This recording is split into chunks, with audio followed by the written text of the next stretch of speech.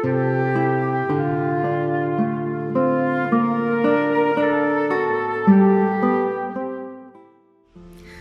saudara-saudara, kembali lagi bersama saya Jovita dalam Renungan Harian GKI Kebonjati.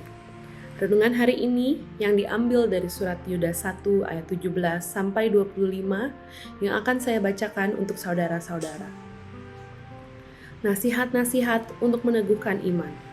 Tetapi kamu, saudara-saudaraku yang kekasih, ingatlah akan apa yang dahulu telah dikatakan kepada kamu oleh rasul-rasul Tuhan kita Yesus Kristus. Sebab mereka telah mengatakan kepada kamu, menjelang akhir zaman akan tampil pengejek-pengejek yang akan hidup menuruti hawa nafsu kefasikan mereka. Mereka adalah pemecah belah yang dikuasai hanya oleh keinginan-keinginan dunia ini dan yang hidup tanpa Roh Kudus.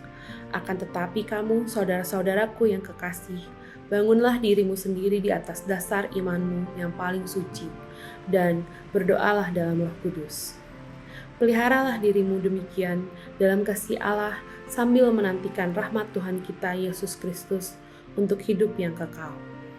Tunjukkanlah belas kasihan kepada mereka yang ragu-ragu, selamatkanlah mereka dengan jalan merampas mereka dari api. Tetapi tunjukkanlah belas kasihan yang disertai ketakutan kepada orang-orang lain juga, dan bencilah pakaian mereka yang dicamarkan oleh keinginan-keinginan dosa. Bagi Dia yang berkuasa, menjaga supaya jangan kamu tersandung dan yang membawa kamu dengan tak bernoda dan penuh kegembiraan di hadapan kemuliaannya.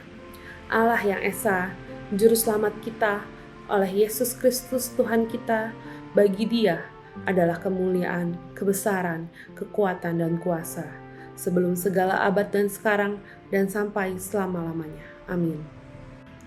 Dalam surat Yudas ini mengajarkan kita untuk senantiasa berhati-hati dan waspada. Muncul banyak paham, pandangan, dan pengajaran yang menyesatkan. Dalam ayat ke-18 dan 19 pun dikatakan akan tampil pengejek-pengejek dan pemecah belah yang dikuasai keinginan dunia. Disinilah kita ditantang untuk mampu bertahan menghadapi godaan-godaan yang menyesatkan dan ejekan yang dihadapi ketika berada di dalam lingkungan yang mengarahkan kita pada perbuatan yang buruk. Namun, demikian pula dengan kita pribadi. Kita diajak untuk mewaspadai diri sendiri.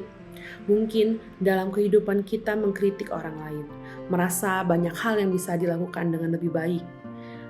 Namun di dalam prosesnya, apakah penyampaian tersebut disampaikan dengan cara positif yang membangun, atau hanya sekedar mengkritik, mengejek, dan malah menjadi pemecah belah?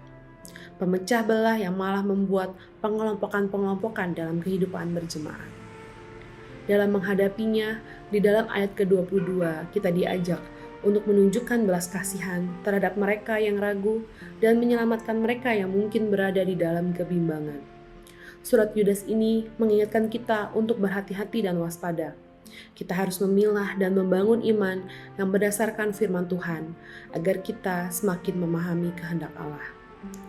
Orang yang hidup dalam dasar iman yang benar tidak akan diombang-ambingkan oleh pengajaran yang menyimpang dari kebenaran. Sebaliknya, justru kita memiliki dasar yang kokoh yang mampu menyatakan kasih kepada orang-orang yang berada di dalam kebimbangan dan berusaha mengajak kita untuk menyimpang. Kiranya kita terus menjaga iman kita dan terus bertumbuh dalam pengenalan yang sesuai dengan kebenaran. Tuhan Yesus memberkati.